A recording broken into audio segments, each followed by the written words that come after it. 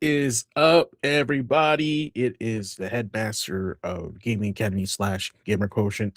Welcome back. It's Thursday, July 2nd, and we are back with another headmaster's desk. And boy, it's been a doozy of a week. So if you guys are here, thank you. Appreciate you guys as always. Thanks for hanging out with me. But I wanted to just welcome back all the students, the gamers, the collectors, and backlog managers. Can't forget about those guys. And everybody who checked the gaming news this week and immediately wondered whether the industry had decided to speed run an entire semester's worth of controversy. Yes, I am GQ Agent Dude, headmaster of the Gamer Quotient slash Gaming Academy, and tonight class is staying after hours for another edition of Extra Credit, the Headmaster's Desk. This is about the week that changed gaming forever. And this is a segment where we open up links, videos, articles, opinions, and hot button topics submitted by our own community through Discord. Discord link is down there below. So jump in the conversation if you want something shared on the show. Today is gonna be and tonight is gonna be the time for that. For that we talk about it and discuss it. Now, this week, my desk is overflowing with links. I already got it all queued up over here on the right hand side because the gaming industry has been a doozy.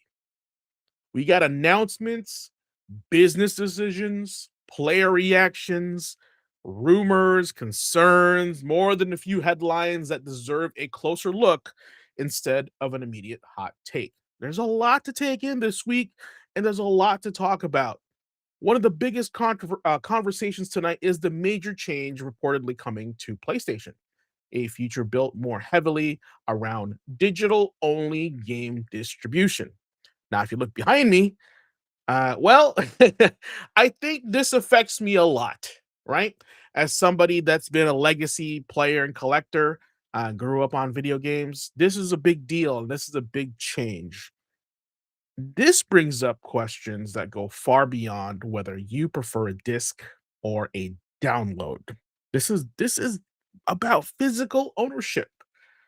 It's important that we own things, we have assets, right? Look behind me. It's important to me that I have physical ownership. Now, what happens to collectors, resale, lending, preservation, and access with this, right? Are digital libraries truly ours, or are we just paying for permission to access them? Holy smokes, we'll get into that. Now, does convenience also justify giving up on consumer choice? That's another big question. A lot of questions tonight. And when the industry says this is the future, are players actually being invited to that future, or are we simply being told to just accept it? This is what the headmaster's desk is here for. We are not here to chase outrage, even though I want to. We are not here to repeat headlines without context. We are here to slow the conversation down, examine the systems behind the story, and ask what these decisions mean for the people who actually play the games. Now, as always, we'll look at everything through a lens of playing with intention.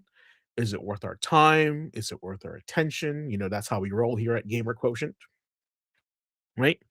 Who benefits from this, right? Who loses something? What should players be watching and looking out for? And how do we stay informed without letting fear, hype, or anger hold our controller, right? Pull up a chair, guys. Open your notebooks. Get ready to work through the week's biggest community submissions. Tonight's lesson: don't just read the headline, examine the system behind it. Oh, where'd my lights go? And yeah, welcome to the headmaster's desk because class is in session and my desk is open. Have a seat. Have a seat. All right. Yes, this week has been quite. Woo-wee. It is like it's an end of an era. It's a beginning of a new chapter. It is outrage. It is comedic genius. There's a lot of this happening. History has repeated itself. Now we're kind of back to where we were 4 to 5 years ago at the beginning of the PS4 era, right? Now we're at the end of the lifespan of the PS5, going into the PS6. Ooh, what do you guys think is going on? So please share that tonight in chat. Jump in there, go crazy. But hey, I'm gonna go down the list of the submissions that we had this week for Gamer Quotient, right? And yeah, but before we kind of jump on that, I always want to remind everybody, what are we about here? What is your gamer quotient? Keep it keep this in mind as your gaming blueprint DNA for yourself. Your gamer quotient is exactly what your style is and how you play with intention. So on the screen here, you'll see at least 8 things that will bring out your gamer quotient when you pop in a game. So, for example, this week I've been really jumping into Toxic Commando, right? And don't get me wrong, Toxic Commando is basically just Back for Blood slash Left for Dead slash any zombie 4 player co-op game that you have on online. It's been done before. How is this different? Well, apparently it's John Carpenter, so that there's a brand behind it. Uh, your character has powers, so it's not just guns. And there is an interesting addition to, since it's made by Saber and Focus Interactive. Um it it is basically like adding a little bit of roadcraft into your Left 4 Dead game. Very interesting. The vehicle in this game is kind of integral to moving the chapter along, and it plays like a big open world map where you have to complete objectives. Now, what how does this affect my gamer quotient? What brings this out of me? Well, I would say immediately it's number 2, the explorer. I was all about exploring the map. I was all about checking things out, right? And just kind of looking around and exploring the world. Number 4, the storyteller. I like kind of the idea behind, like, their 4 hired mercenaries, to kind of, like, deliver this bomb, and then they accidentally, like, um, use it on the monsters, and then now their handler is saying, "Hey, you gotta make this up for me, but you gotta do these objectives now," and that's kinda how you enter the game. It actually does a really good job of, like, uh, taking you to the tutorial and to the first stage, narratively. Like, it's pretty seamless. Now, number 5, the social player. I have played it online, and it's kind of frustrating, to be honest with you, because there's a lot I don't think a lot of people understand how to play this game. They think it's just a mindless zombies game, but it's not. There's a lot of objectives behind it. There's actually more depth to it than what it looks like. And honestly, um, if you just wanna play Call of Duty Zombies, this is probably not the game for you. It requires you to stick together and have some sort of a plan, because just like the game World War Z, there is a lot of zombies on the screen. Okay. And I would say, like, I would arguably it's a comfort game for me. Like, I kind of just turned it on, played like a quick start game, and after like one session, I was chill. I was like, I want to move on to something else. But yeah, that was me playing with intention. I wanted to check it out. It's not full price. It's like 29.99, and I would say, jumping right into it, it's an immediate insert coin for me. Right? We talk about insert coin in the show. Um, for that price, I would say it's good. But if it's a $60 game, I would say, hey, I'll wait for continue. But for the price point, and I was very interested from the trailers, it's insert coin. It's buying day one.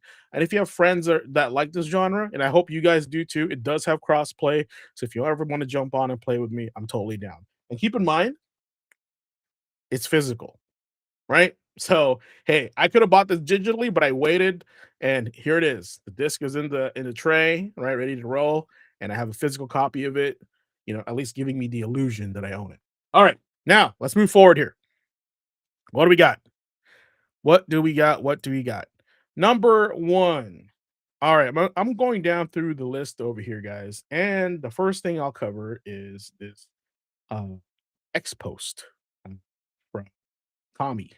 This was let me go back. I believe this was submitted by Andre. Let me just double check. Yeah, Andre B Venom in Discord. So shout out to Andre for that. And let's go ahead and take a look what it looks like. So that's kind of small. So let's go over here. All right, so Quantic Dream, apparently employees have gone to on strike to protest layoffs. Management is considering laying off a team of 115 staff. Holy smokes. Star Wars Eclipse is struggling and understaffed due to lack of resources. A delegation from Lucasfilm was set to review the game's progress today. Employees are striking in order to get the additional 115 employees on the Eclipse team. We are absolutely we absolutely need the 115 people who have inactive or almost for a month already. That's a whole month of lost production. During that month, employees could have trained on specific tools of Star Wars Eclipse, right? We also want to strongly alert management and tell them to look at these people who are eager to work but aren't on the day of an official visit. So, what are your guys' thoughts on this Quantic Dream just laying off a bunch of people, right? And what's the repercussions of this? What's basically are they in the right to protest, right? Or because honestly, once the game is done, they're gonna get laid off again, right? So is this like kind of setting them up for failure? This system that we have for developing games is clearly busted if a team needs 115 people to join and create this game. What happened? Like honestly, guys, if you guys can tell me why is game dev this extensively large in comparison to like 2010s? Right? What happened after 2010 that all these studios just massively grew where they have to now lay off people every time a game is done? That's a feels bad moment. Do you guys recall the back in the day? I'm gonna turn on some music here. Back in the day, right? Where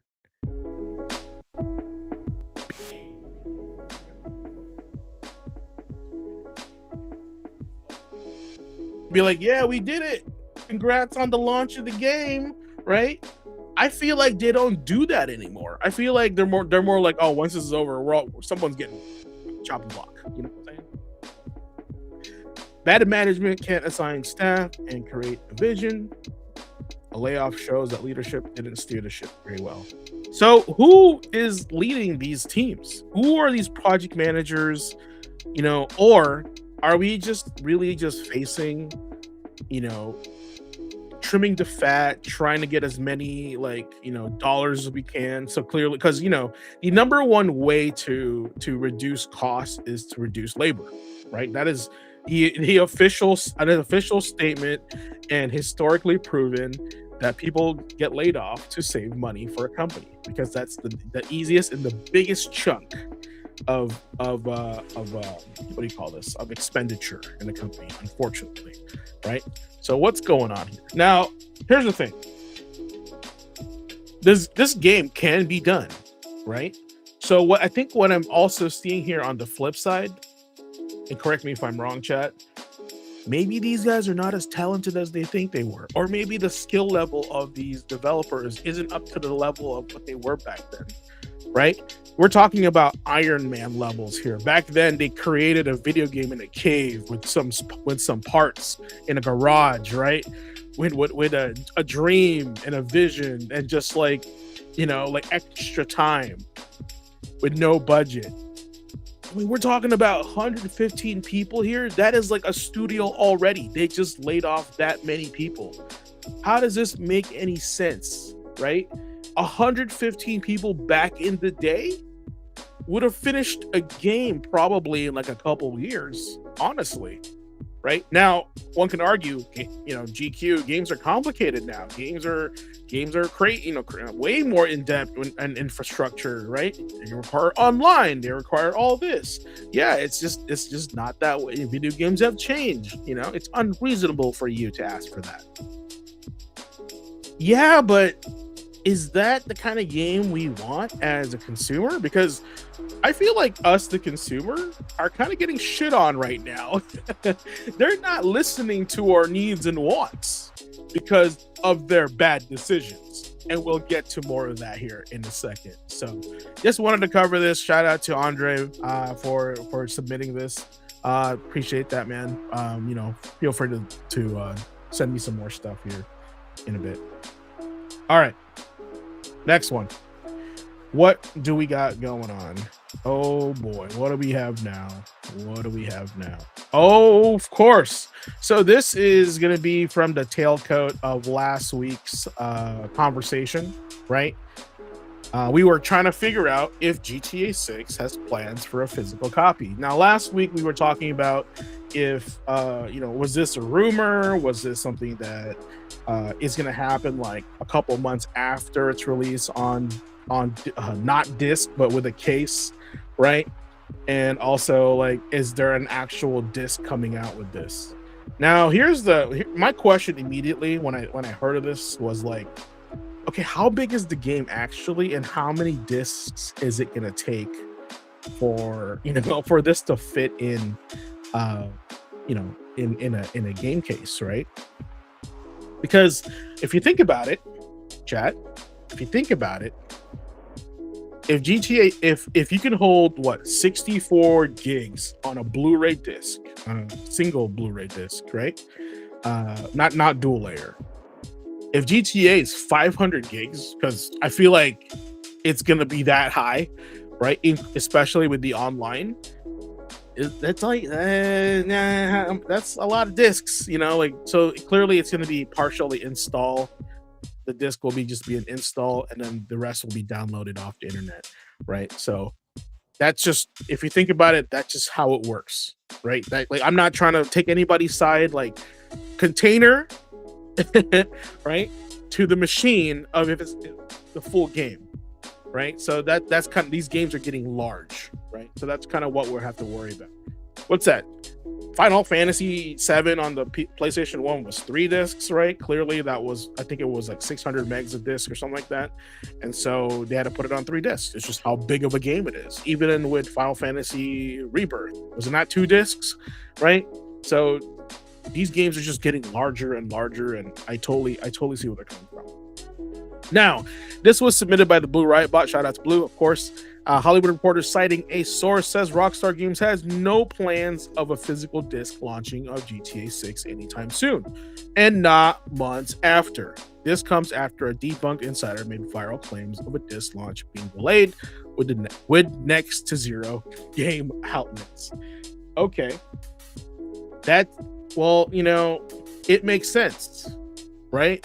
Is there a correlation between the two of Grand Theft Auto and the future of PlayStation not having discs? I would say so, but we'll get to that in a second. And I want you guys to honestly just, I want you guys to jump in, pay attention, because, learning this stuff and kind of talking through it, we're going to see what's going on. We're going to break this down here. If size was the issue, they could just say so and make people less mad, and it'd be win-win. You know what, sinners? Like, I agree with you, because I like just be straightforward, be dog, right? Just say you can't do it. Like, exactly, just right. Just say that. The problem is these companies are so arrogant because they are, for the lack of a better term, they're slaves to their investors. Anything they say that would cause a game and confidence of the investor to pull out their money, they're not going to say it. So them saying, yeah, it just won't fit on one disc, right? So what do? We could put it on 4 discs, right? Not a problem. And then what people hear in the corporate side is, well, that's just going to cost 4 times more than what it's supposed to cost. Do you see what I'm getting at? They don't care about what matters to you. They care about how to get this game to your hands the cheapest way possible. And you playing on it and staying on it and retention. These are all charts in a graph that they always look at, but they never look at, they never leave the ivory tower to go talk to the person actually working in the garden, right? That's why it's all frustrating, because we're all just charts in a graph, and this is how they think. And they are basically, like I said, slaves to the investors, Yes, yeah, Big Corpo is hella cheap, guys. I gotta tell you the story. I was sitting in a boardroom, right, in a meeting room one time with a bunch of executive heads, and I was kind of like shadowing the accountant, the corporate accountant, the person that looks through the books, guys, honestly, is looking through the books and is like, and they're asking her questions, and these are like, you know, 3 to 4 dudes that are like asking the accountant questions like, how can we do to make more money? How can we do to make 20% more this year? Like they shit like that, right? And the accountant is always going to give them like logical, probable solutions, because accountants are not salespeople, right? They're all about data, right? So, what's another way to make money? How to increase profits is usually to save money, right? If you save money and don't waste money, that means you're more net positive on your profit because you're saving money. Not these guys. I was so shocked, literally below my mind. I was like, what? This is a whole new world and like a whole different type of people I'm like hanging out with, right? In this room. Like my brain and their brains are not aligned. We don't think and see the same things, right? These guys literally said, okay, how much money can we make if we do this, right? X. Accountant says, I would say that's about a 33% gain, right? I'm just throwing numbers out there, right? And the accountant counters and goes, oh, okay, but if we cut this, this, and this, right, without increasing the input, by the way, just keep that in mind, meaning don't increase it, you know, just keep it the same. But if we just kind of like cut certain parts of our production, right, you guys will be making 40% more versus 33%. And I kid you not, these guys were like, yeah, but we want to sell more. We don't want to save more. We want to sell more. Do you understand the difference of that? Do you understand like the mentality behind that? A person was saying, you don't have to have 20,000 more people. If you do these things right, we can still get the same game for 33%. Right? No. We want it 40% and we'll hire as many people as we want because we want to double that. So it's like, it's literally greed. Like 100% is just greed. There's no sensibility behind it. It's just they're thinking optimally. The best way to compare this, like this kind of analogy, is like these guys are playing to win. These guys are not playing. These guys are not trying to lose. They're playing to win. They're not playing not to lose. You understand the difference between that? There's a big difference in that mentality. Right? They're playing to win. Usually means whatever it takes. Recklessness, right? Just get the numbers up, right? What does that sound like? Let's hire 115 people, right? Have them finish the game, and then I'll lay them off after that. That's what that sounds like. That's exactly the same kind of mentality. I've been in a room like that where they made that same decision. So this is not surprising to me that they're doing this, right? What is also, this right here is also not surprising because I think they knew that they were like, the future is diskless, right? We want to save money. The games are going to get more expensive. Since this is exclusive to Sony, we're not going to make a disc. Sony's not going to make a disc drive. It's all just going to be all digital. Here's the messed up part. Here's the part that I'm upset with, right? Do you think they're going to make a PlayStation 5 with a bigger hard drive? Probably not. Is what's annoying, right?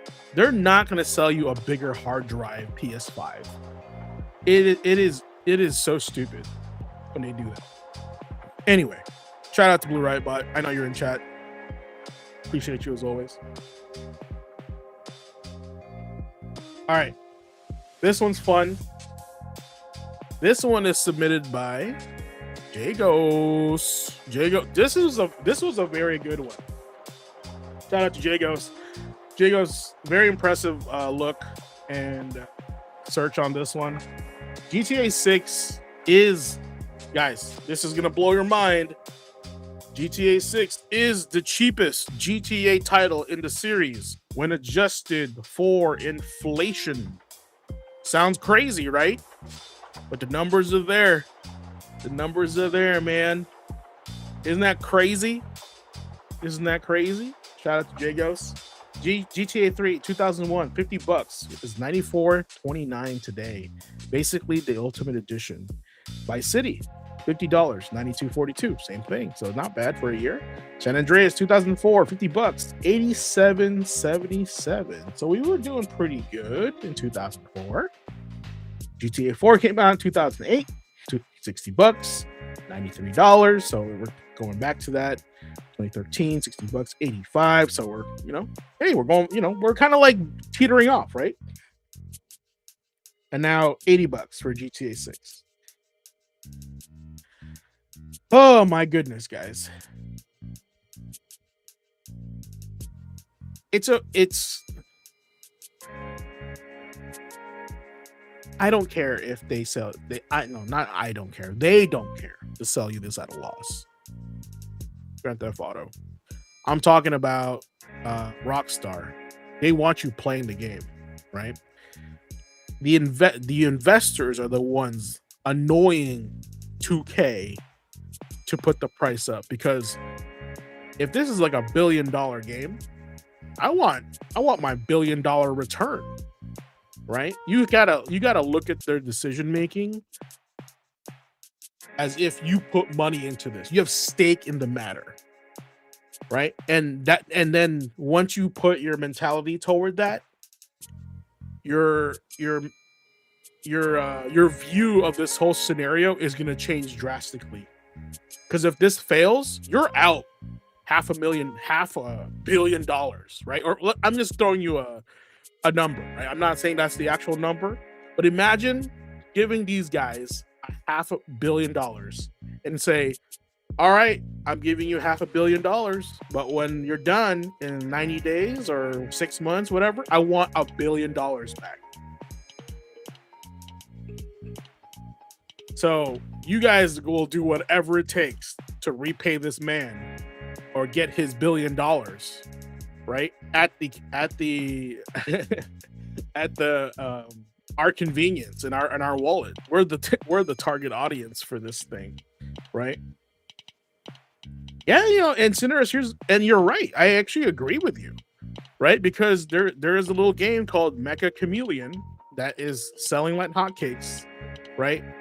And if that had like a digital store, that would also sell like hotcakes too.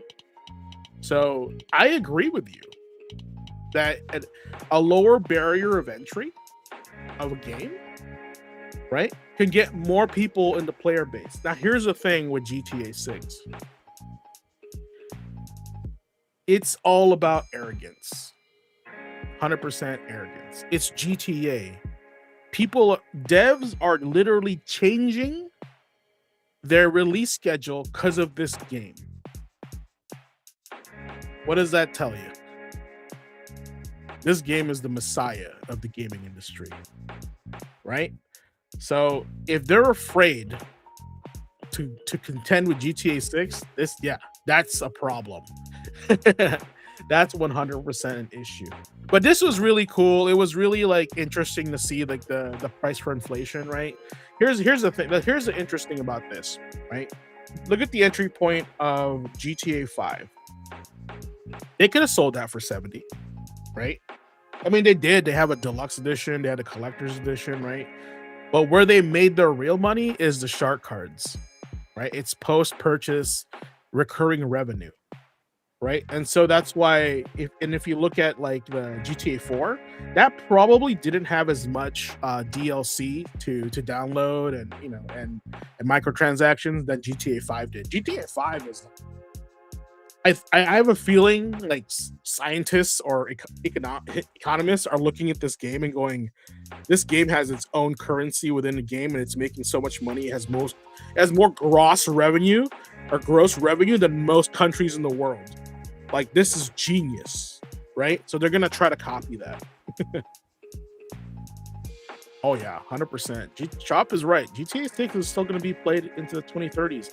Homie, I'm telling you, they have no reason to play GTA 6 if they're still putting money down on GTA 5. And here's the kicker to this, guys. Right? tonight I'm gonna make some of you guys upset because like I feel like what I'm gonna say needs to be heard, and but you guys are not gonna like what I'm gonna say. Imagine you love GTA 5, right? You love GTA 5.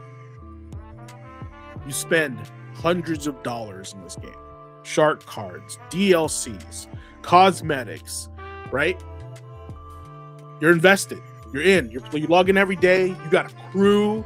You got the biggest building, the best rides, the best guns, right? You play all the heists. You're the bomb at this game. You're the bomb. You even RP. You're so cool. You even RP, right?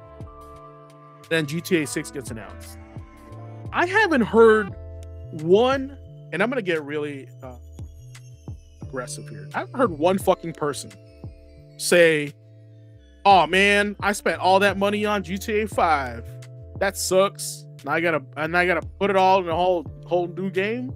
Have you guys ever heard anybody say that? Right?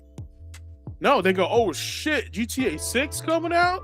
Oh, I'm gonna play that. You know, I'm in, man. I'm gonna, like, Andre literally showed me a stupid couple saying she will not bother him while this game has been out for the next month.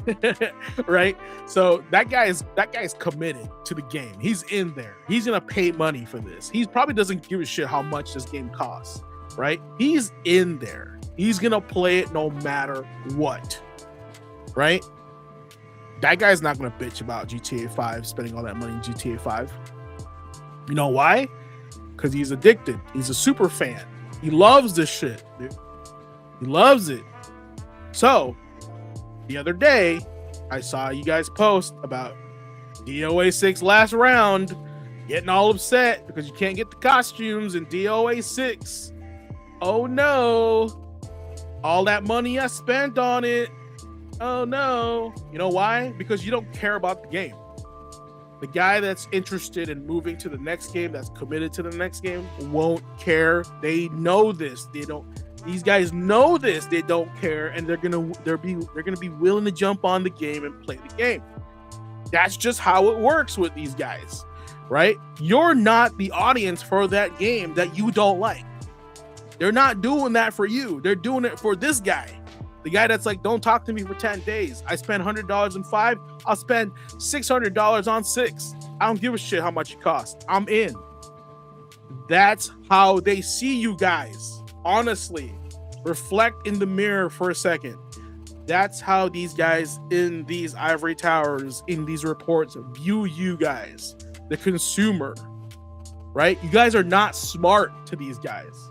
The whole point of this show is to educate you and kind of bring attention that these guys are taking advantage of you and your generosity with your hard-earned dollars. Has anybody on YouTube ever mentioned that to you guys? You guys work hard and play hard and invest in a hobby you love, right? But these guys are not giving. They're always taking away from you, right? And I want you guys to be smarter with your investments, your time. And this is why playing intention is important on this show, because they create things that trick you to think that it's meant for you when it's really not, right? And you're wasting your energy, right? And your effort and your breath on things that shouldn't matter to you because you can put your attention somewhere else, right? Now, it's okay to be upset. I totally get that. I'm upset too. Don't get me wrong, right? You know, but our dean of students made a tweet the other day, right? He literally said, "Yeah, it's gonna go all digital. What are you gonna do about it, though?" Right? Like he understands what's happening, right? But how are you gonna adapt to it? What are you gonna do about it, right? Honestly, I think we give ourselves a fake sense of importance when we just bitch about things, right? But you don't do anything, right? 3 angry people on a podcast. Like, if Gaming Academy is against it, you think Sony, the corporation of Sony, is going to be like, oh, these guys, they have a high influence, probably won't budge fuck these guys, are making them upset. They don't give a shit about us, dude. We're not their target audience, right? Their target audience is the guy that doesn't care, doesn't care to think about their purchase. They just love the game. They're gonna pay for it because that guy is gonna spend more money on the game, more than you would ever spend on the game, right? That's just the reality of it. So even me, I want to play GTA 6, but I'm not going to spend hundreds of dollars on it. That's ridiculous. Like I'll hang out with my friends on it. I'll play it and check it out, but I'm not committed to this game. I don't think there's ever been a game where I put money down like that. Not even Overwatch, right? Not even the only game that broke my heart, honestly, is Destiny 2. I was all in from Destiny 1, right? They updated to Destiny 2. They took away the story mode on Destiny 2. The Red War, they removed that shit, right? Can't replay that.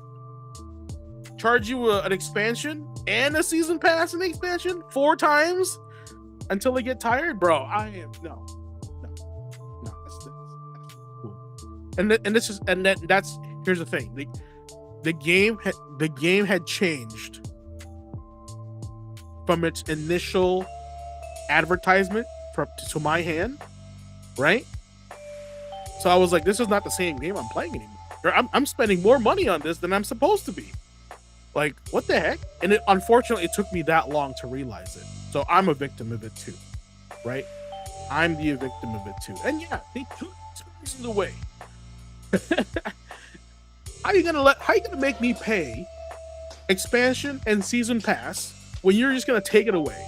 And we'll get to that because there's a lot, man. There's a lot behind the scenes that they don't tell you, and it's gonna piss you guys off. All right, and I'm here for it. And I'm with you. Don't get me wrong, I'm with you guys. All right, moving on to the next one. Awesome, Jagos. Appreciate that as always, man. That was really good. Love your submissions. The next one here is actually a video from Legendary Drops, but I'm just gonna go ahead and look for the stock drop on announcement, right? So this is now this is so stupid. I hate this. This shouldn't be in gaming news, guys. This is how frustrating this is. GTA 6 pre-orders. Send Take-Two stock down as price and launch details disappoint. What the hell? Chat. Take-Two shares fell nearly 3% this week after Rockstar officially opened GTA 6 pre-orders, triggering a classic sell news reaction for short-term traders. The stock surged 13% last week and amid growing anticipation. When the moment arrived, profit erased a substantial portion of those gains. Standard price falls short of investor expectations. Rockstar confirmed GTA 6, November 19, 2026, a standard edition priced at $80 for PlayStation and Xbox. That figure, however, disappointed bulls who had speculated the title could command between $90 to $100. GTA has sold over 470 million units worldwide, which some investors cited as justification for a premium price point. There you go.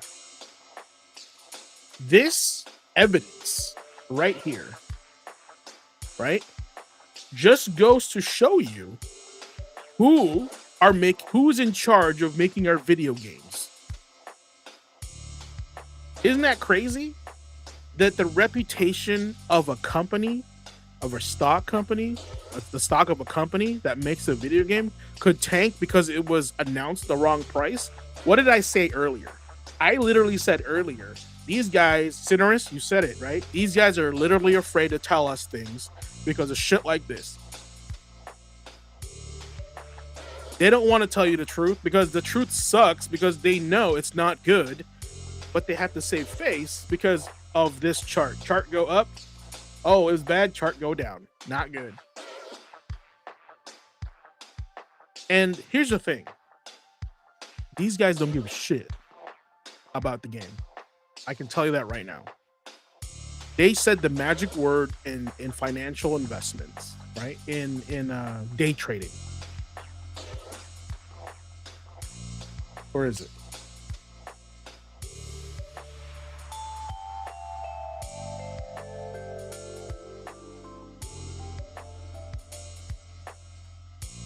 There it is. Hear that? See that? I highlighted it for you. Those guys are the guys that's causing you a problem. Big problem. Short-term traders. If you guys don't know what that is, that means these guys put money down on the lowest point on that chart and say, I want to buy because I know they're going to say something that's going to cause the price to skyrocket, which means more people are going to want to buy this, right? And less stock means higher price. So what happens? They go, oh shit, I thought it was gonna be $100. Fuck it, sell, and it tanks the price. Here's the problem. The people at 2K or Take Two are like, uh-oh. They don't care if they're short-term traders. They don't look at every person that like invests in their company. They just look at numbers, right? So these guys could be a minority in the investing pool, right? But they don't care. All they see is, our price dropped, our stock dropped because we said something stupid, didn't like. Oh shit. All right, okay, well, what are we gonna do now? Okay, well, let's save some money and not make discs because that way we can make more money back. What did I just say earlier about me sitting in that boardroom? These guys don't give a shit about cutting costs. They care about making more. It's the same mentality. Like, honestly, the same mentality. Right? Let's not make a better product. Let's make a subpar product and sell it more often. That's literally what's happening here. They're going, okay, well, we fucked up, but we need to make up for it. So, where can we make more money? Somewhere around here. Okay, let's not print discs, so that way we can make more money. We are literally being sacrificed. Our protections, our like ownership of this game, right? For them, for these investors. We're the sacrificial lamb so they can get their money back. That's literally what's happening here. Okay? Earlier I was just talking about that, right? Here it is again. It's back. Now, I don't want to be doom and gloom, right? And all that noise. But you know, there is a light at the end of the tunnel, but just know that this is not exclusive to GTA, to Take Two, right? You guys remember Crimson Desert? This happened in the Korean stock market with Crimson Desert, right? They said like, oh, the initial reviews weren't that good. They only got a 7. Well, we're gonna sell. And their stock went down. And then over the weeks, as they tried to fix the game, more and more positive reviews start showing up, and then they reinvested. It's crazy. Oh, my guys, my dudes. I love you guys. What's next? How much effect did press speculation have on these investor expectations? Would they still be disappointed if journals didn't talk up $100 price point, actual economic parasites? Well, here's the thing. So their justification is a game sold 740 million copies, right? So let's do that. Let's do the math. 740 million. Okay. 1, 2, 3. Times $80, right? $80. So using that number, what do you have? $37 trillion in revenue, right? For an $80 price point. Now, what is it if we do $100? Right? 100.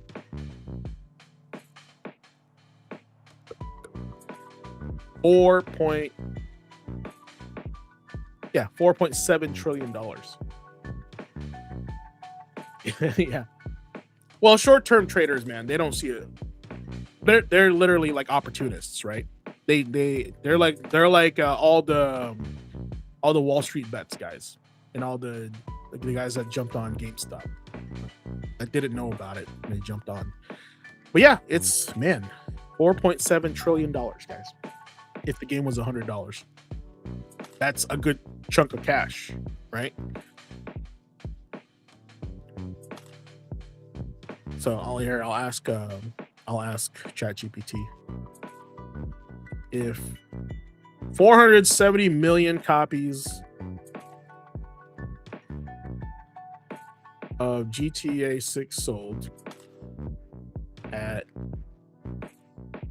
80 million at $80 and over 100. Okay, give me the revenue for both and difference. All right, here we go. Oh, it's billion. My bad. I'm bad at math. Okay, so if GTA 6 sold 470 million copies, right, at $80 a pop, they are literally making $37.6 billion at that rate. 36.7 or $37.6 billion, guys. That's a lot of money, right? But at $20 more, here's what's crazy. And this is why it's a big deal, right? To us, it's like $20. That's nothing, right? Well, to us, yeah, when we work hard for that $20, it's hard. Like somebody's like hour of work, right? I get that. But here's why these investors jumped off. Because the difference here, the 100 charging $20 more for that many people is 47 billion. The delta of $9.4 billion. Meaning what they're saying is that you guys left $9.4 billion on the table because you decided to sell it for $20 less. Now that sounds insane, right? Got chat. That does sound insane. If you were because if you're saying that if you would have only charged $20 more for this game, you would have made almost $10 more billion. Is like, yeah, you'd be stupid not to do that, right? The way you're hearing that, you're like, yeah, if I sold this for $20 more and I made 10 more billion, of course I would have sold it for $20 more. That's why they're upset. That's why the investor bros took their money out. That's facts. That's honestly, and this is what I mean. It's all about the numbers, right? They're not at the street level going, man, $20 is a big deal for me, right? That's a big deal. Like I'd rather spend that on food or whatever, or pay my bills, right? No, these guys, this is why it's okay for them to do the maths like this. That's how it works. All right, next one.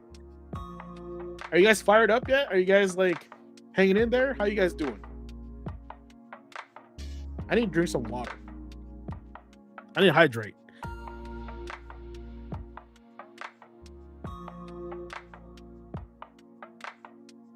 Sinner said, I'm literally nearsighted and I can see farther than these people. Yeah, absolutely. Because these guys they just want the quick buck, right? This is like high level, like chicanery, like, like bamboozlery. And these guys literally use their money to make money.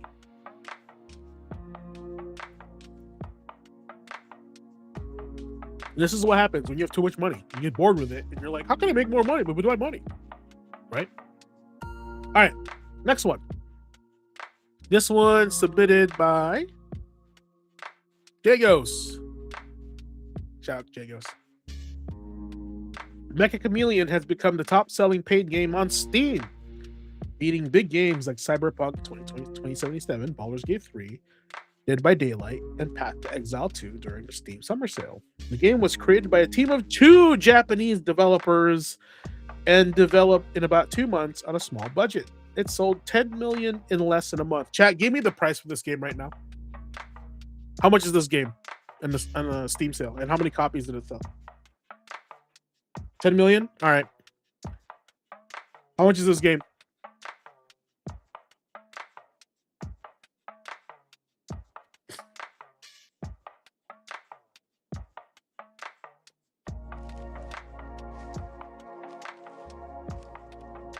I'm gonna look it up.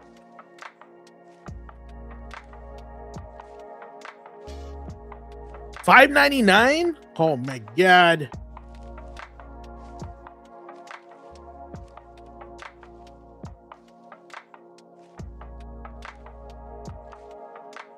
All right, I'm looking it up.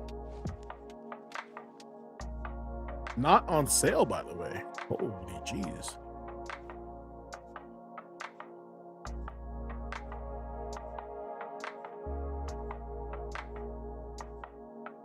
Wow. Just wow. Guys, check this out. This is cool. Mecha Chameleon, right? The latest official milestone is 10 million copies sold on Steam. Reach approximately 16 days after its release on June 9th. Developer announced the figure through the game's official Steam news page. In 3 days, chat, Mecha Chameleon sold 500,000 copies. In 4 days, it doubled with 1 million. In 5 to 6 days, 2 million. In a week, 3 million. In 9 days, 5 million. It's like a virus. 7 million under 2 weeks, and in 10 million in about 16 days. In 16 days, they sold 10 million. Now, the developer publicly posted the 500,000 sales on Steam. The game launched at a discounted price at $4.79 before moving to its regular price at $5.99. Using the reported estimate at the first 3 million copies sold at introductory price.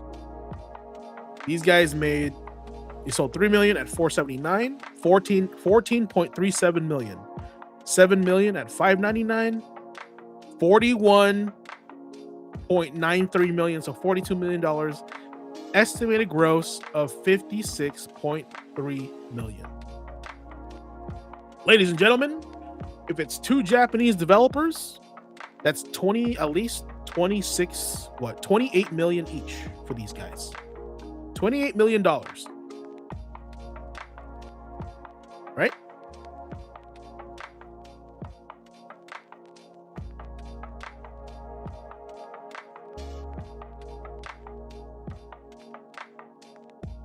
Since they're from Japan, how much is that in yen?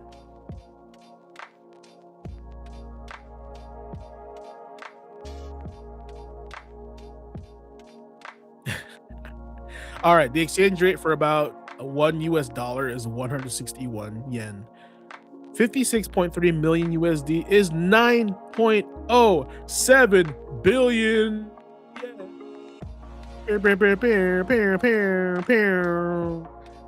These guys became billionaires. With 2 of them making a game for friend slop targeted to a specific market. It's just a fun game that's simple, right? And then people were like, I want to play that with my friends. That's fun. Like Lethal Company, right? Lethal Company. This game took months to make? 2 months on a small budget, and now they're billionaires? What a dream. That's the dream. That's the dream. That's the dream, guys. I'm trying to hold back expletives right now. Like a certain letter after E, right? And then triple A after that. So, dude, these guys are doing it. They did it, and I'm happy for them. That's awesome. All right, next,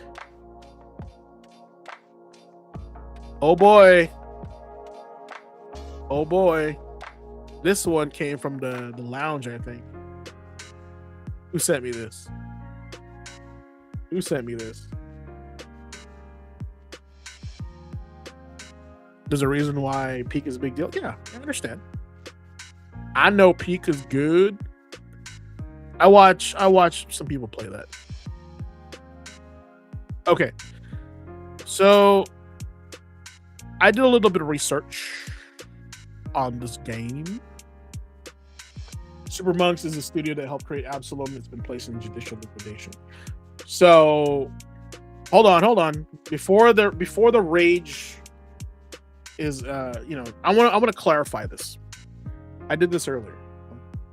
The game was developed published by .emu, developed by Guard Crush and Super Monks. I want to make it clear that Super Monks was only in charge of the art and animations. That's it. Right? The way the game looked, and its art. They are the only ones going in judicial liquidation. Not .emu, not what do you call that? Not Guard Crush, right? Now I asked Gemini earlier, like, what's going on with this, right? And honestly, they are talented, but they don't have enough clients. And what's going on is that Supermonk basically is, this was successful, but they were already in debt before this game. So this imagine like if there's a lot of drama before you got introduced to somebody, then you later find out they're like a serial killer, but you don't have their backstory. That's the backstory of Supermonk. They just didn't have enough clients because they're whatever. I think they're talented, right? But the point is they basically just are bankrupt, but and it's too late for them to catch up, even with the success of Absalom. That's all it is, right? But yeah, like them as a team together, I want more games. Hell, dude, guys, honestly, if they made the new Golden Axe, I'm in. That'd be so sick. They made the new Golden Axe game. Comic Zone is perfect for this, for these three, right? But yeah, they just were in debt, so of course their studios got to get taken down because they owe people money. That's all it is, Yeah, no biggie. Hopefully, like someone helps them out and just says, "Hey, all right, I'll help you guys out. I'll bail you guys out, but now you work for us." And hopefully, it's not AAA. Hopefully, it's somebody that's dependable. Like THQ would be cool, right? But they got their own issues. Okay, we're already to the halfway point. So thanks for hanging in there, guys. Thanks for hanging in. Next one.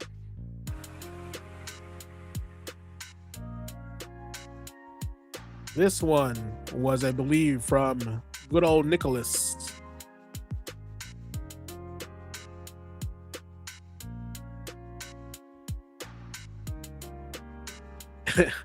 Yep, Tragically Elite. Our own Tragically Elite.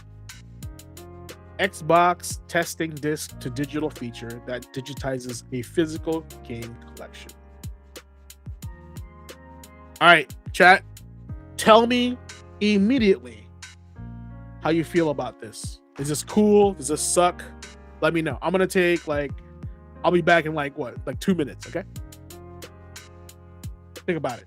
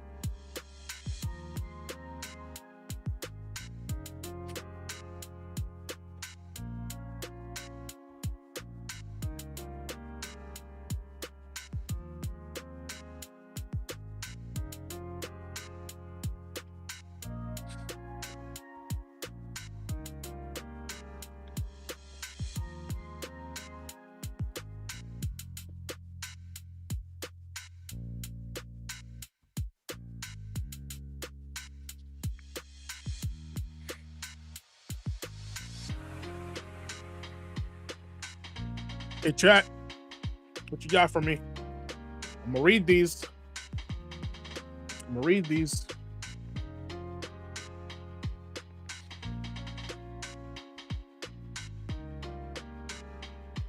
Good guy Xbox timeline is weird.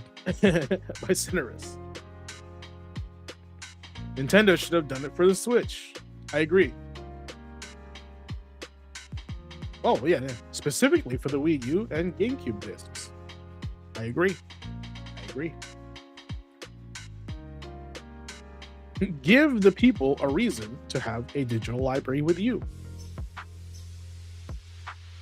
Fluoride Bot says, I'm fine with the digitation of It's How Internet Archive has a library.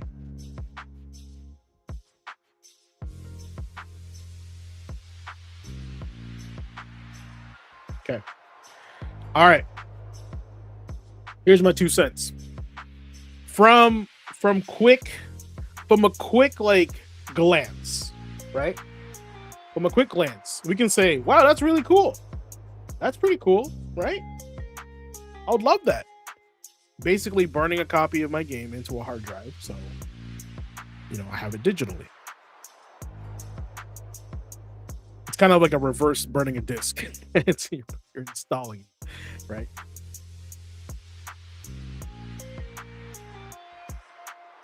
So let's read this real quick. Microsoft will likely soon follow Sony and stop the production of physical discs for Xbox games. But instead of leaving physical discs behind entirely, sources familiar with Microsoft plans tell me that the company has quietly been working on a disc-to-digital feature that will allow Xbox owners to digitize their existing physical game collections. Xbox employees recently started testing this new feature after references to enable disc-to-digital appeared on Xbox PC app code in May.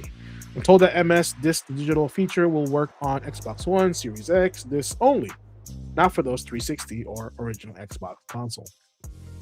Getting a digital copy of game works simply by inserting a compatible disc, installing the game, playing the game. This requires a Microsoft account on an Xbox console. Sounds fair enough.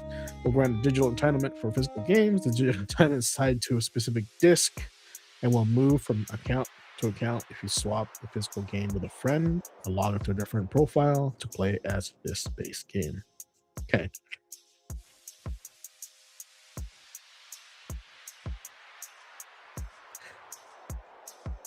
Discs will still, okay, this is what I was looking for. Discs will still work after they're digitized, and you'll only lose a digital entitlement if you loan the disc to a friend or sell the disc to someone else. Microsoft is currently testing this new feature internally, and I expect we'll hear more about it in the coming months. I don't like it. I don't like it. See, this is where they got you. You guys didn't read the fine print. They got you. I understand Microsoft hasn't fully finalized whether the next generation Xbox codenamed Project Helix will ship with a built-in disk drive, but if Helix is disk-free, the feature could be essential for existing Xbox owners wanting digitize their game collections in time for future Xbox consoles. Okay. You know why this sucks? Chat, tell me why this sucks. Tell me why you think GQ thinks this sucks. I know we talked about being positive, and I'm great that you found it, right? But just remember, silver lining, there's always a dark side behind the curtain. Why do you think it sucks? Let's rack the brain.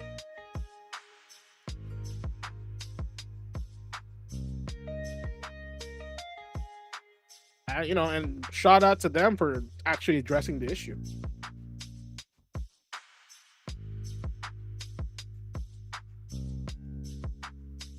Yeah. Man, I just knew it was too good to be true. I know Nick put in the Discord, but why though? Like, why is that necessary? You know why Nick and I kind of had suspicions on this? I can tell you, it's easy for me. It's easy for us because we've been through it together. That's your hint, right? Nick and I have been through it together, and this is why we're like, But why? This sounds suspicious.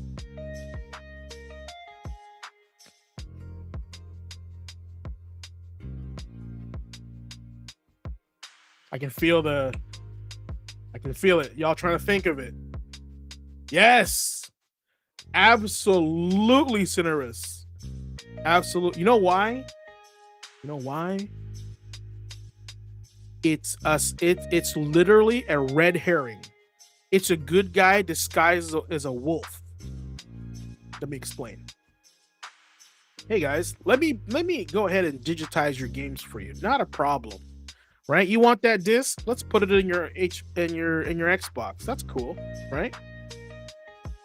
Yeah. Well, but by the way, this disc is attached to you, right? So if you let it to a friend, it won't really work. You know? It's entitled to you. It belongs to you. Now they can log onto your account, right? But it's your disc. It only works with yours. So what you're saying is I can't resell my games. I can't trade in my games. I can't buy used games anymore. Is that what you're saying? Because if somebody else used this, I can't use it. Is that right? Yes, that's absolutely right. That's exactly what they wanted to do in the Xbox One. You guys remember that? You guys remember the Xbox One where they're like, your games are not your games anymore, right? You can't lend it to a friend. It's tied to your account. This is literally that disguised as something else. Literally that disguised as something else, guys.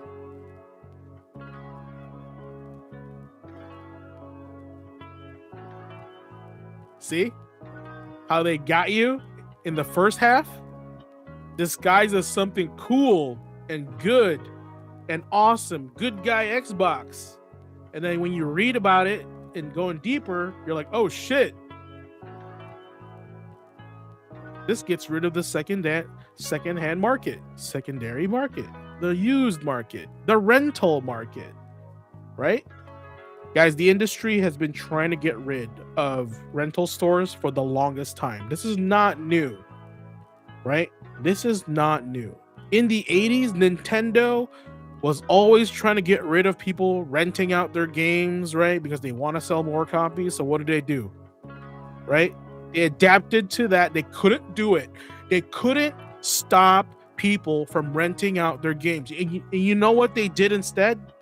Tell me. I love my community, and I know you guys know this answer. And I'll give you a hint. Lion King.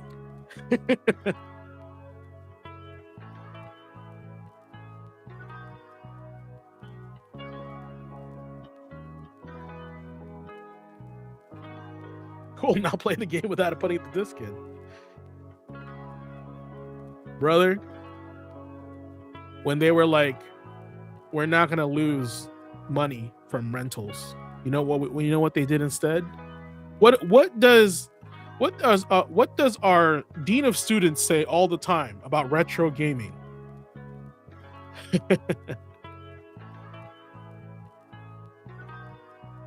They made the games so difficult. They colluded with the developers to make the game so hard that you could not beat it over a weekend. So you were forced to just buy it instead of renting it over and over again. That's why those games in that era hated children, but they love money.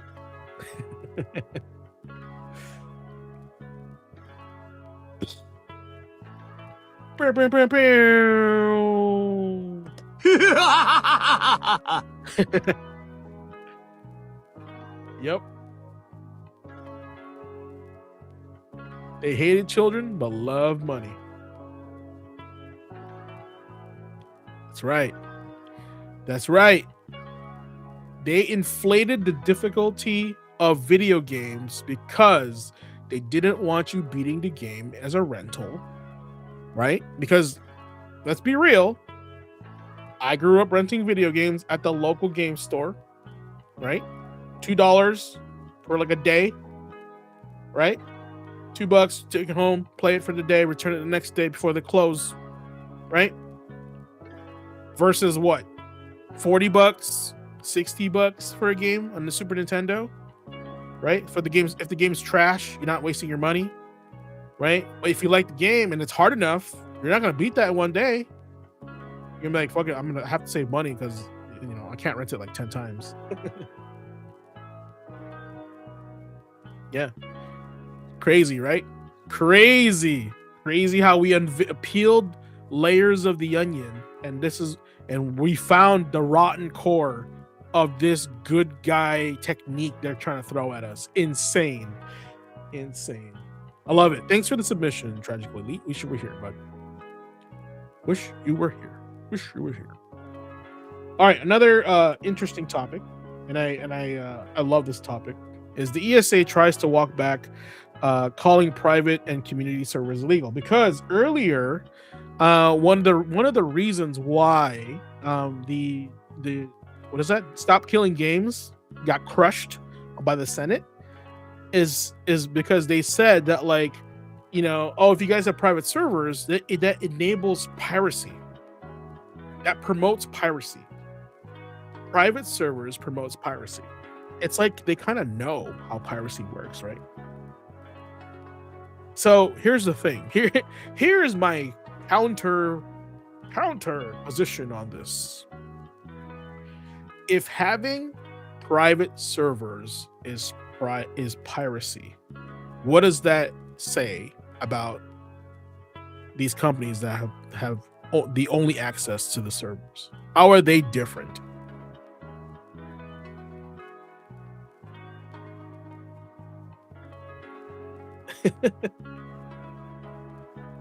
They're different because they're an entity. They're trusted. They have like security. They got all this money, right? Bro. They're just paid by the government, honestly. Stop Killing Games was in the news yesterday as it appeared on a California Senate committee hearing where it continued to draw much debate and failed to proceed forward. But the real fireworks came from a video game lobbyist, the the ESA, formerly known as best known for running E3. Sweet. During the committee hearing, Jennifer Gibbons, the ESA's vice president for state government affairs, interrupted Assembly member Chris Ward to state about community servers like Minecraft's that they're illegal. So guys, the ESA, formerly known as E3, is not on your side. There's evidence right here on this article, right? Servers like Minecraft technically are illegal. They are not in any way affiliated with Microsoft or Minecraft.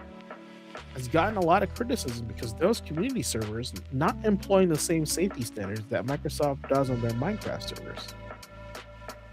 That drastic a statement prompted follow-up, such as Senate Senator Caroline Menjivar, sorry about that if I can get that right, or Menjivar, asking if Gibbons would compare it to a black market of video games, which Gibbons responded positively to before going further and stating that they consider it piracy, given that we're in a world where Minecraft openly brags about its community servers and allows players to download files specifically to host them.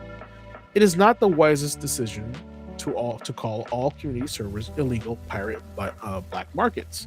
In fact, it seems that the ESA has a similar thought as reaching out to them today. They have backed off on some more contentious wording in their new statement. Instead, they say, private servers that host or distribute copyrighted game content without authorization infringe on the intellectual property rights of game publishers.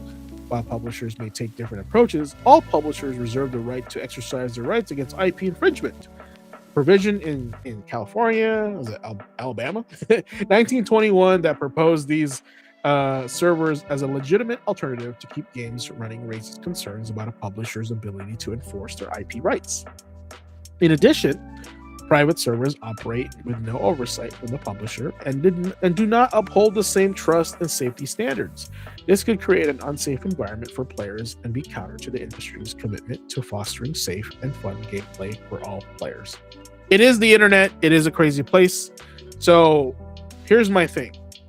If somebody's willing to sign up their private server to add this layer of security that you will provide, because you want to be able to manage these private servers, right?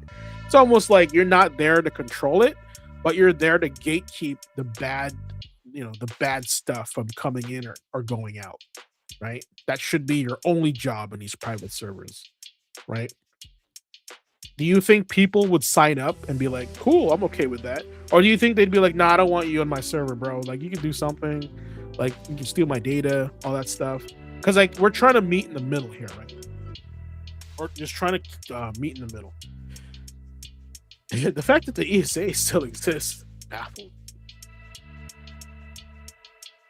Same, they got it. They're there in the shadows doing something. They are a deeply corrupt organization who have been caught multiple times fixing their award shows. Yeah, absolutely right. Absolutely right.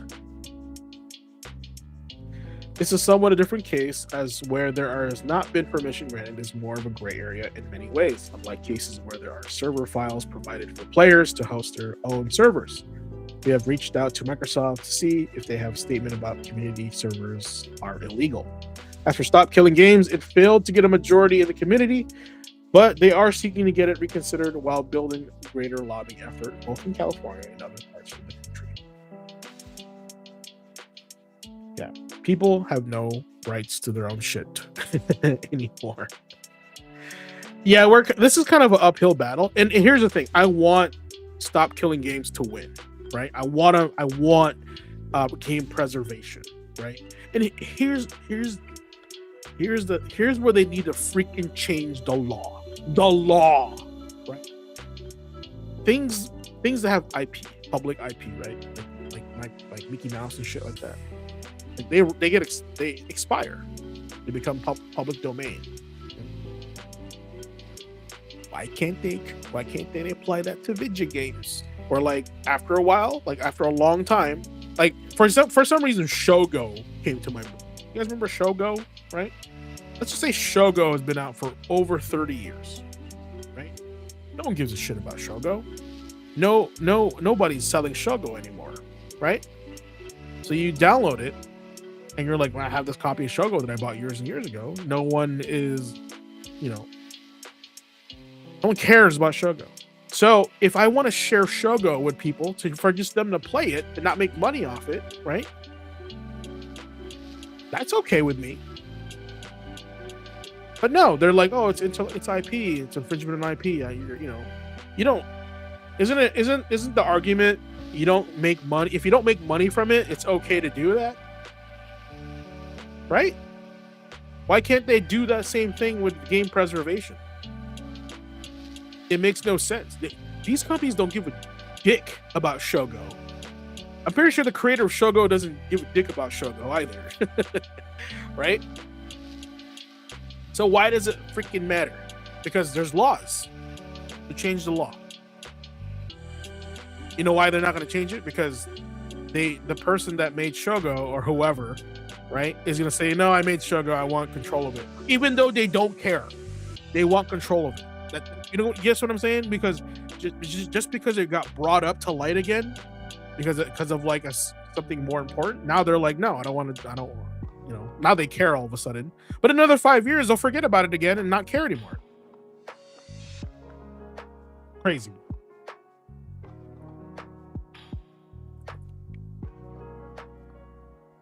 Wee, fired up tonight, boys.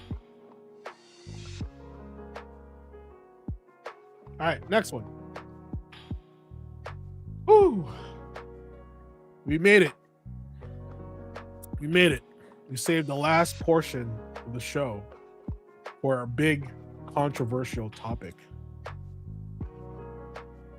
The big one, the biggest one of them all, the biggest bastard of them all. We made it. Physical production ending in January 2028 for new games releasing on PlayStation consoles. Okay. I know y'all got lots to say about this. So let's discuss. I am ready. I brought I brought homework. I got stuff to share. I want you guys popping off in the chat. I want to know your opinions, your thoughts, and I want to know if you had control, what would you do? What is your solution, right? And then I'll run it through. I made a whole syllabus just for this portion, right? And I also want to ask you guys, from the bottom of my heart, I really mean it. When was the last time y'all bought a physical game over a digital game? And how many times in the last 5 years you think you've done that? You've made the clear decision to get digital versus physical. The reason why I ask, some games released digital first. Did you wait and get the physical? Did you get the digital and the physical? Right? Tell me those things about you, your buying habits, your voice. That is literally your voice in this argument. Your actions dictate how they perceive you as a consumer because you voted with your wallet.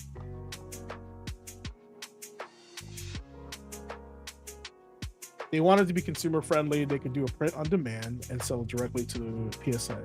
But we know that they don't care. I think Limited Run will take care of that because that's kind of how it's been happening, honestly.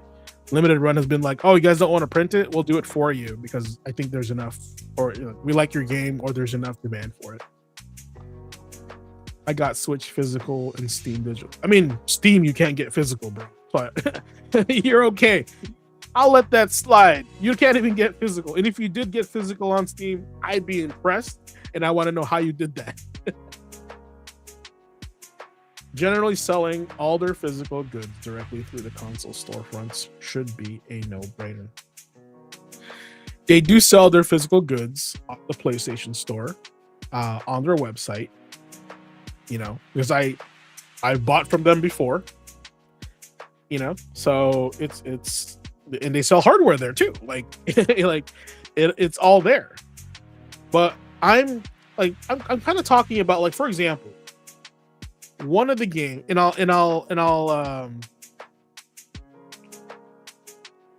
it's always good to have a good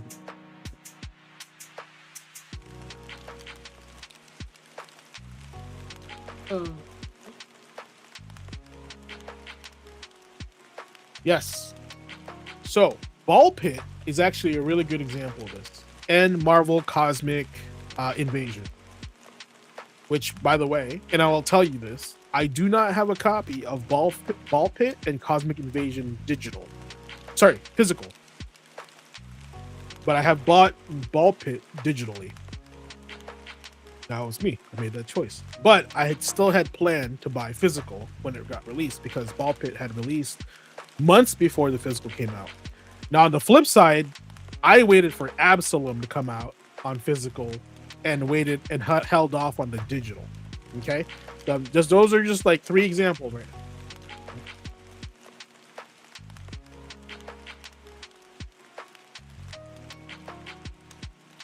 Oh, okay, not directly through this console store itself. It's a separate store for literally no reason.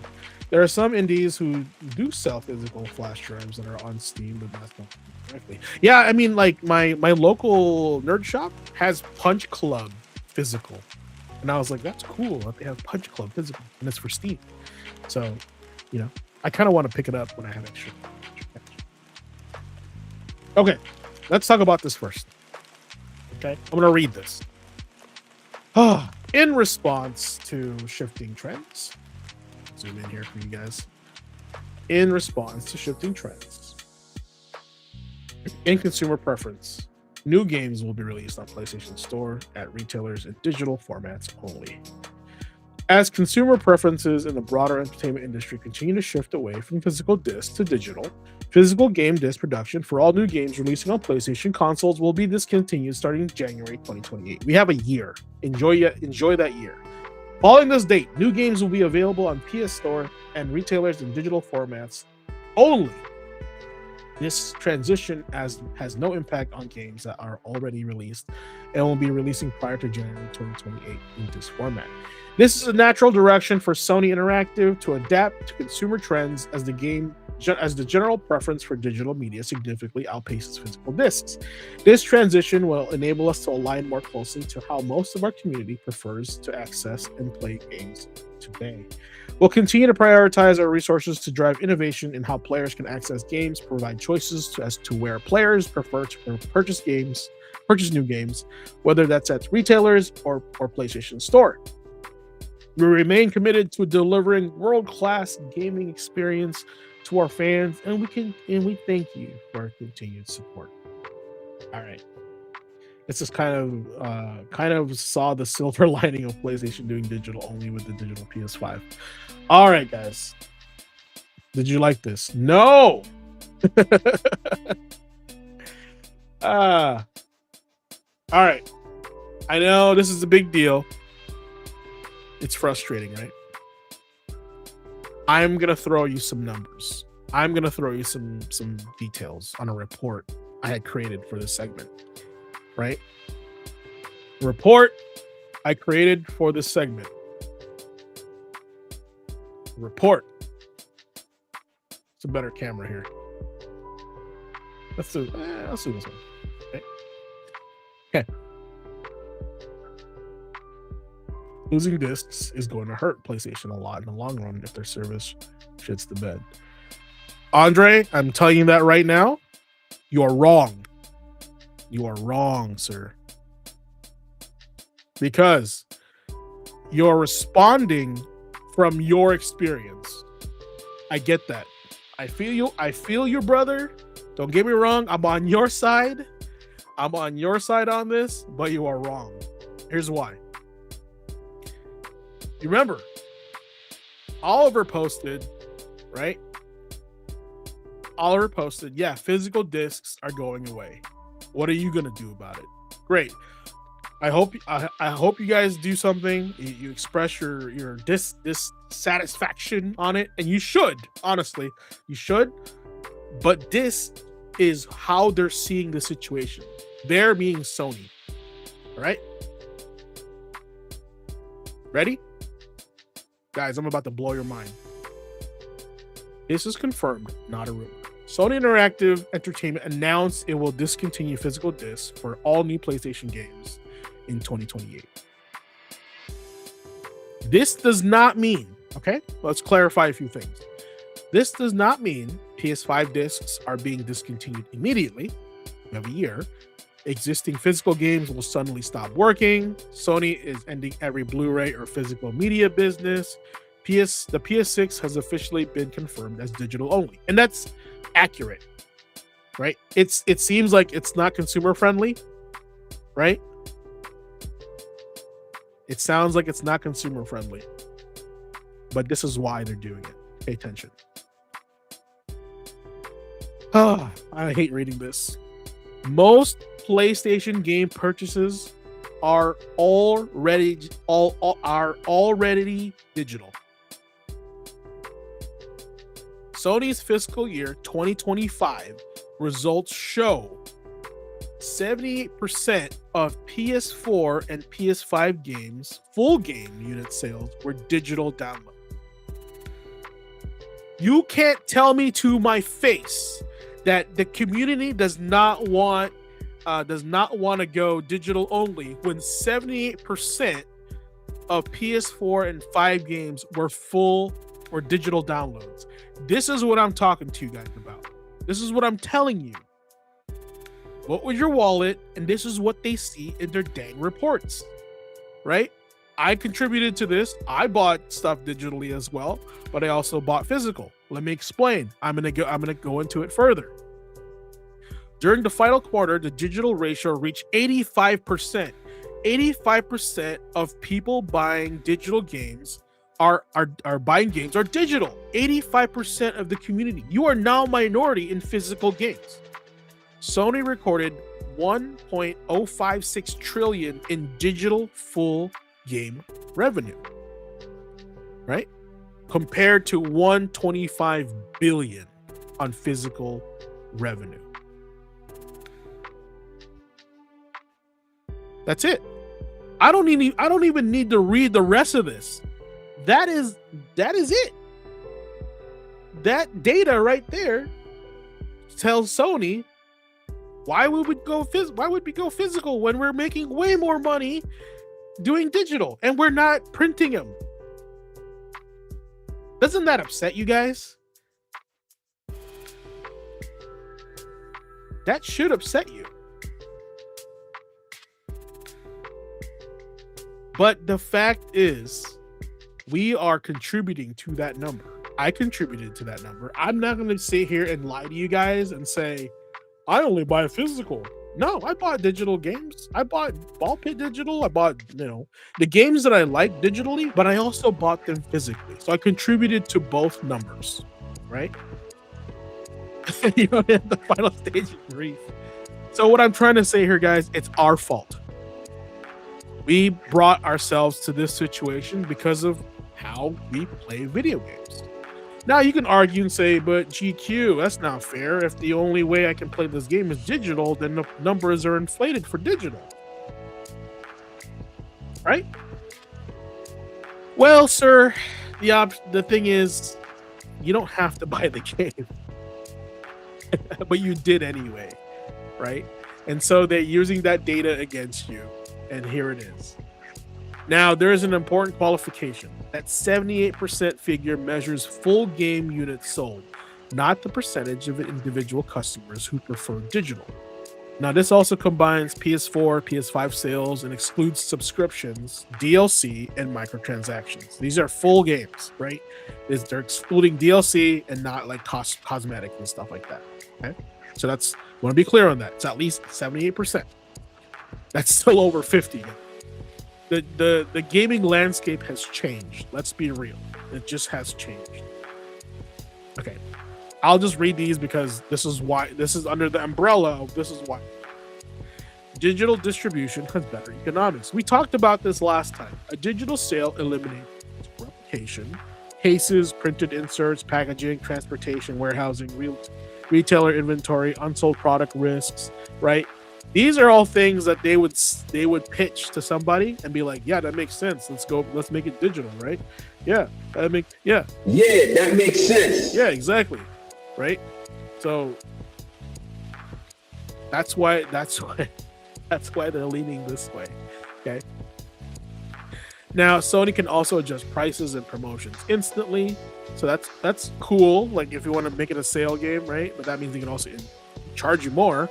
Right? An industry professor interviewed by Reuters described the removal of this as a marginal improvement, although increased digital storage requirement also creates costs. This is why earlier I said, will they make hard drives bigger? Right? Now, for a first-party game sold directly through the PlayStation Store, Sony also controls substantially more of the transaction than it does when a box copy moves through manufacturing. Right? And retail. Blue says, I do think 75% split is misleading because it's all digital sales compared to physical sales. As of Insomniac leak, a lot of major releases are over 50% physical. Brother, you are saying Insomniac has over 50%, but that does not mean the industry follows that. And I guarantee you, it's not. The majority of these purchases, full games, could be like a shitty AI game. Right. Let me explain. Vampire Survivors is a full game. $5 Vampire Survivors is a full game. $4.99. So, yes. That and we were just talking about if you made it cheaper, more people would buy it. Sinner said that earlier, and it's right here. This is it in action, right? Now, number 3, Sony gains greater control over the software market. These are all things why Sony is doing this. Right? This is not because why we like it. This is why Sony is doing this. Physical games create a secondary market. Boom! We talked about that earlier. A disc can be resold, traded, lent to somebody, discounted independently by retailers, purchased, used without generating another publisher or platform holder sale. Now, digital licenses generally cannot do those things. PlayStation's terms and conditions state that the store customers purchase a personal, non-transferable license, and you do not own the underlying product. You guys hear that? Want me to repeat that? Digital licenses cannot do those things. PlayStation's terms state that store customers purchase a personal, non-transferable license and do not own the underlying product. There it is. This is why they canceled all those movies, and they're not giving you a dime back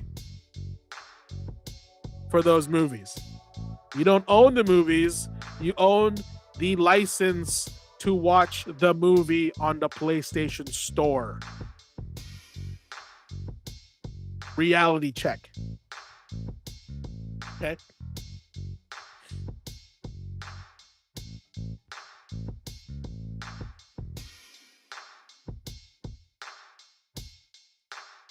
Where we at? By the way, that number where it's like 78%, that's from Sony Interactive. That's not Insomniac. They use the macro data to justify the bad practice, basically. Of course. Bro, they own the company. They do whatever the fuck. They can honestly be like, look, digital games were 51% of sales versus 49%. We're gonna go digital. That's just how it is, man. Oh, that's not a conspiracy theory, dog. That is facts. Whoever's telling you that needs to wake the fuck up. This has been a common thing, guys. This has long been when they started DLC and then like in digital stores like Xbox Marketplace. You've never owned the game. You just had the license to access it. Honestly. It might be a different conversation when like, let's for example, X-Men, right? The Konami version, the arcade version was available back in 2006 to download and play, and then they took it out because they lost the license, and now you can't play it anymore. Sorry, you can't download it anymore, but you can still play it if you bought it. Now I don't know how that works because you don't, since they don't have it in the store. I think it's because they probably have some kind of like clause that says you can only play it on a PlayStation 3, with internet connection, like all these like specific details for you to be able to access it. Like if you don't have your PS3 online and you try to play that game, it probably wouldn't let you. Right? All right, here's what we were talking about earlier. Sony's Thalgau, Austria facility reported produces approximately 600,000 discs per day, with PlayStation accounting for half of its volume, so 300,000. Sony DADC management said the plant expects to operate roughly 10% of its current disc volume by 2028. Sony has already invested approximately $30 million in optical micro lens production and plans to retain employees from disc manufacturing. That suggests this was not a sudden reaction to one quarter of sales. It appears to be a long-term manufacturing and platform strategy. Modern game production makes discs less useful. Now, a triple layer Ultra HD Blu-ray can hold roughly 100 gigabytes. We talked about this earlier, right? While major games now approach or exceed that size after updates and additional content, physical games also commonly require installation, patches, and substantial downloads before providing the intended experience. And and I said you could always just have the like part of the game in there or installer, but just have some physical proof that you own the damn game, and then put it in a different system other than yours. That's what we're looking for here, not that. Okay. Now, why January 2028 matters? The date probably overlaps with Sony's next generation hardware planning. Ampere analysis argues that the announcement makes PlayStation 6 launch before 2028.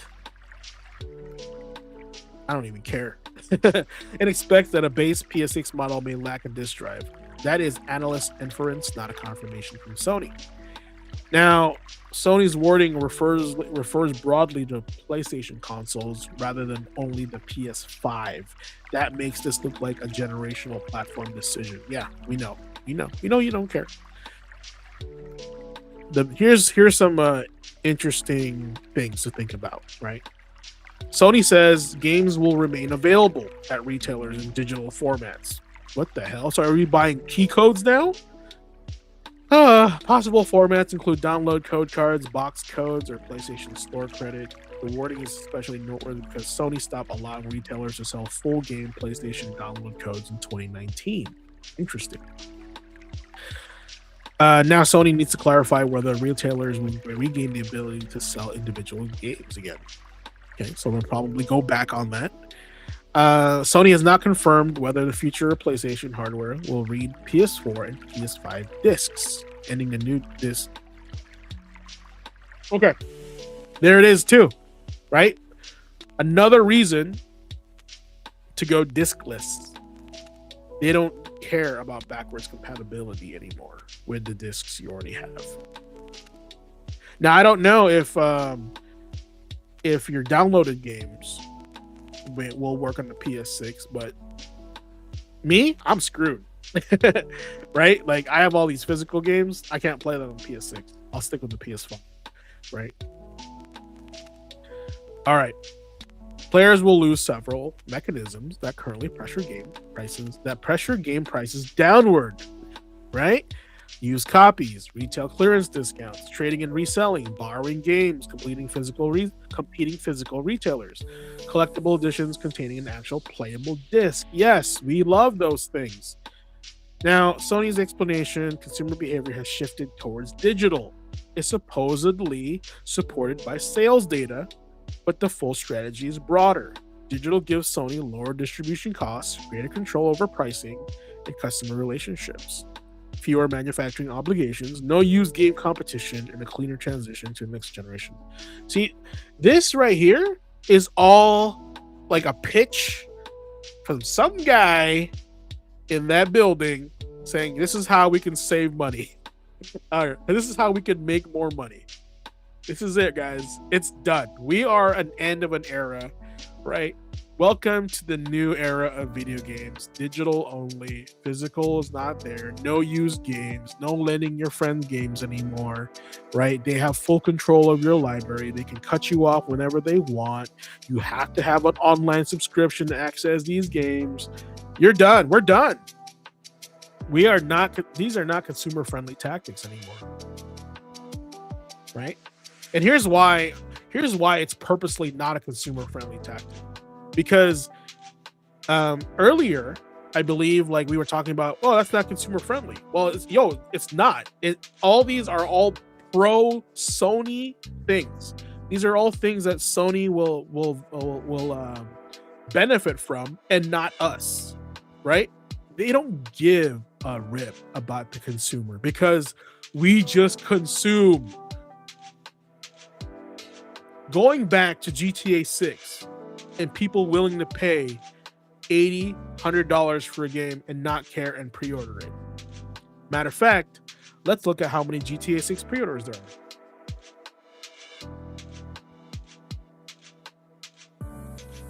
Only for PS5.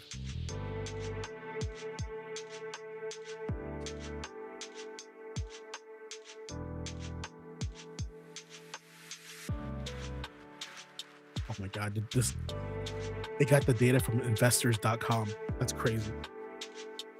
That's crazy.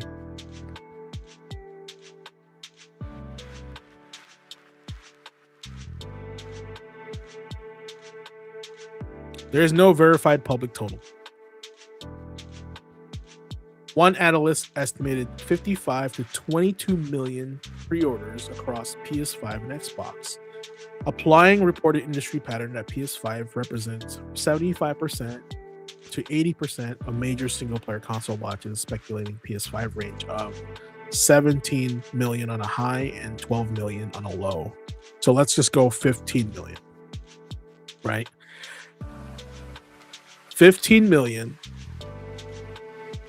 are raising their hand. 15 million gamers are raising their hand saying, I don't give a shit about discs. Give me GTA 6. That's how Sony is reading that. And here's even better. It's the game's not $60. Not only they don't give a rip about if there's a disc or not, they're willing to pay more money for not having a disc. Do you understand this? That's how they're seeing this action of us voting with our wallet. 15 million people raised their hand and said, I don't care if you charge me $80 or 100, I still want it. And I don't care if there's a disc or not. There it is. GTA 6 is primarily responsible for that number, for that figure of why, and the reasons why where Sony is going digital, right?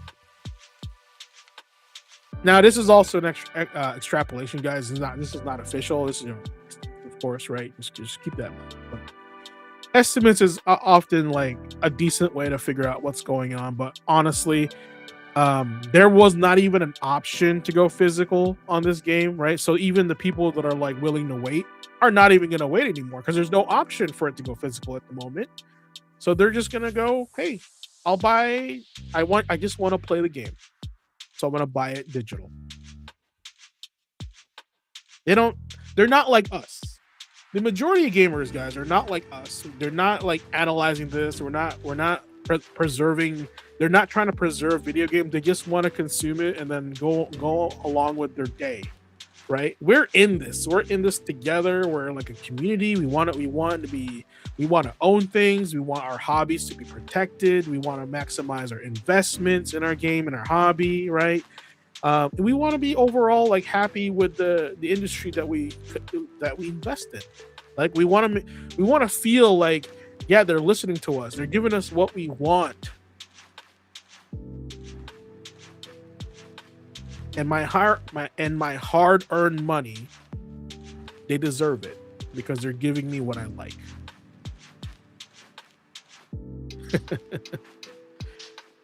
Yeah, Cinerus, you're my new favorite person, brother. The evolutionary dead ends that are buying scalp copies. That's great. That is a different story for a different time, my friend. So there it is. That is our Headmaster's desk for tonight. You know, it is 9:51. We're kind of what do you call this?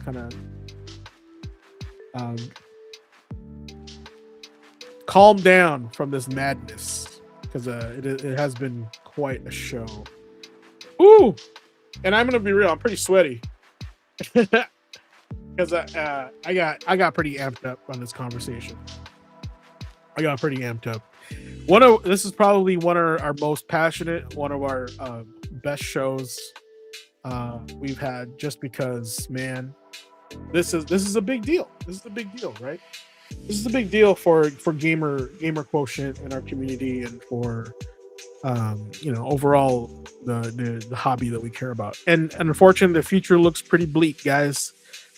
Even that ray of hope from Microsoft was like, oh, that's super cool. They can digitize their games. And then we read the fine print. We're like, ah, shit. They got us. They tricked us. They got me. They got me, coach. You know? So, man, I mean, that was a wild ride. Like, and honestly, like, here's my suggestion. As the headmaster of Gaming Academy, I recommend try to acquire all your favorite games physically, because from this point on, we are entering a new era. Ladies and gentlemen, students, this is an official statement from the headmaster. and I'm calling it tonight. July 1st, when Sony announced the future of gaming will be diskless, meaning no more physical copies, we are entering a new chapter of video game history. Kind of like that moment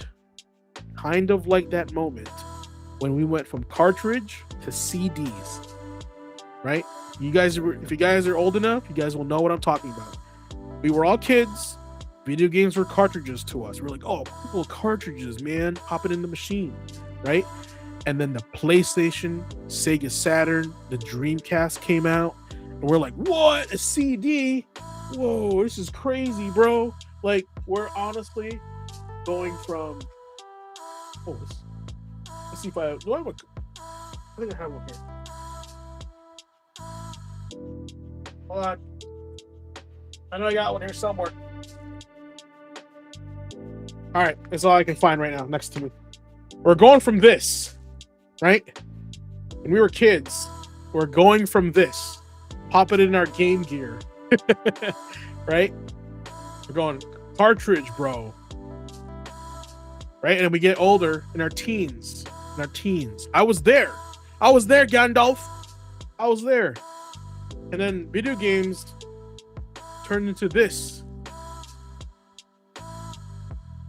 Video games turn into this, and you're like, what? FMV? Whoa, your graphics are so sick.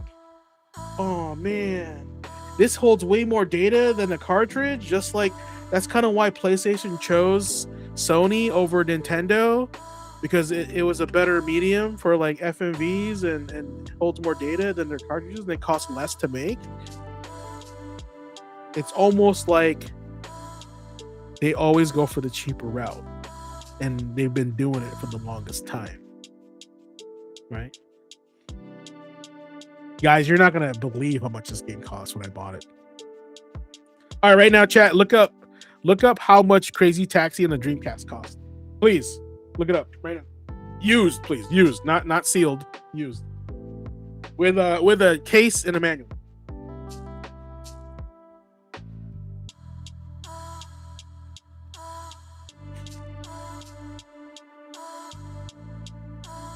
In good condition too. What are we looking at on the interwebs?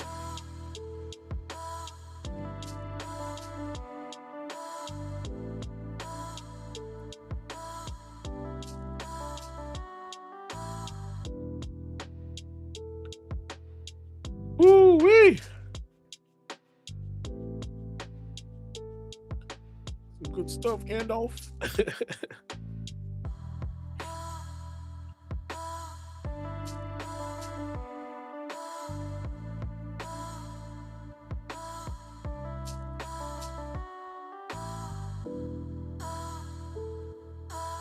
What we got? $30, right? Honestly, right now, bro. All right, ready, Jagos? What'd that say? I bought this 2013. 2013. What? 12 years later, doubled the price. Yeah, I bought it for $11.50, sir. Matter of fact, I got 10% off, so it was only $10. And now it's what? 30? It tripled in price in 13 years. Crazy, right? Crazy Taxi.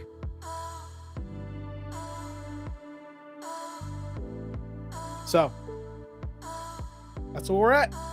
All right. Let's go ahead and count this bad boy down. What? Why is this memory card running? What the heck? That's weird. All right, here we go. We're doing it. Congrats, we made it. All right, class. That brings us to the end of the show. It is 9:57. I'm winded. I'm sweaty. I love every minute of it. hanging out with you guys.